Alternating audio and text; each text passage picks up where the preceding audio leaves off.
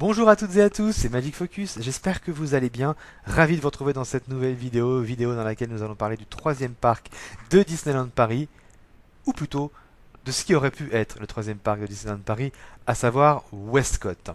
Alors, si le 12 avril 1992 marque l'inauguration d'Euro Disney, c'est aussi bien sûr le début de beaux projets à venir. Imagineering voit les choses en grand, en très grand. On veut rapidement faire de Disneyland Paris une grande destination à l'image de Walt Disney World en Floride. De nouvelles attractions sont rapidement envisagées pour le parc Euro Disneyland, comme La Belle et la Bête ou encore La Petite Sirène, tandis que les MGM Studios Europe doivent arriver dès 1995 avec de véritables studios de tournage et des attractions uniques liées évidemment autour du cinéma, autour des films, de nos films préférés. Le festival Disney, qui était donc l'ancien nom du Disney Village, devait s'agrandir rapidement et significativement. Et dès la fin des années 90, eh bien, le Lava Lagoon aurait permis une alternative plutôt aquatique au parc classique. Bah oui, parce que ça aurait dû être un parc aquatique. Et enfin, à l'aube de l'an 2000 étant porteur d'espoir, on aurait vu bien sûr l'arrivée de Westcott. Mais tout ceci n'a pas eu lieu, bien sûr, pour les raisons que l'on connaît tous, les problèmes, les déboires financiers, la mauvaise gestion d'Euro Disney. Alors, envisagé pour les années 90 à Disneyland afin de faire un véritable resort en Californie, conjointement donc à Paris, qui aurait pu finalement recevoir une copie conforme, Westcott est un parc qui finalement aurait été à la fois similaire à Epcot, mais aussi assez différent. Alors, les visiteurs serait d'abord entré sur une île tropicale appelée Venture Port, où se serait situé le symbole du parc, la Station Earth, qui devait être donc le symbole du parc, mais le plus grand symbole de tous les parcs jamais imaginés. Cette boule, faisant penser évidemment à sa voisine à Epcot, le Spaceship Earth, aurait abrité là aussi un dark ride retraçant les grandes inventions humaines, contrairement à l'histoire de la communication, en Floride. Là, on aurait trouvé aux alentours trois pavillons basés sur le futur et la technologie, reprenant les thèmes de l'espace, de la vie et de la Terre. Des attractions comme Living Witherland, Wonders of Life, ainsi qu'une version unique de Journey into Imagination auraient fait partie, évidemment, des attractions que l'on aurait pu découvrir. Également, des attractions uniques auraient vu le jour, comme par exemple une simulation de tout un tas de tests passés dans un véhicule. Hein, ça nous rappelle un petit peu tout ça, les prémices de Test Track, ainsi que des laboratoires expérimentaux et interactifs qui auraient fait partie des projets et des différents pavillons.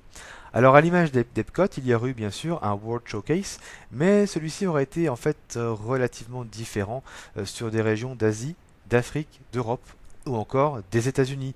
Ce sont des régions du monde qui auraient été mises à l'honneur, plus que des pays finalement de manière spécifique. Certaines zones auraient même été faites finalement comme des zones qu'on aurait visitées comme si c'était des endroits plutôt inaccessibles dans la vraie vie ou difficilement accessibles plutôt, comme par exemple une forêt tropicale ou encore un désert chaud et aride. En Asie, on aurait eu des attractions bien sûr, et en Asie, il y aurait eu par exemple un coaster sur un dragon, idée qui aurait été repris pour un projet avorté d'Animal Kingdom d'ailleurs.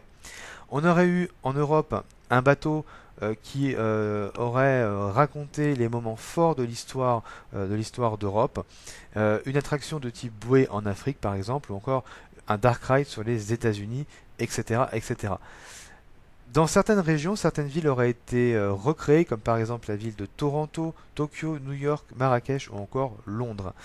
Des films auraient été présentés comme à Epcot afin de souligner certains aspects des différentes cultures.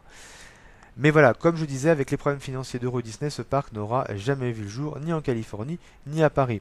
Le projet a été complètement abandonné et à la place est né bien sûr Disney California Adventure.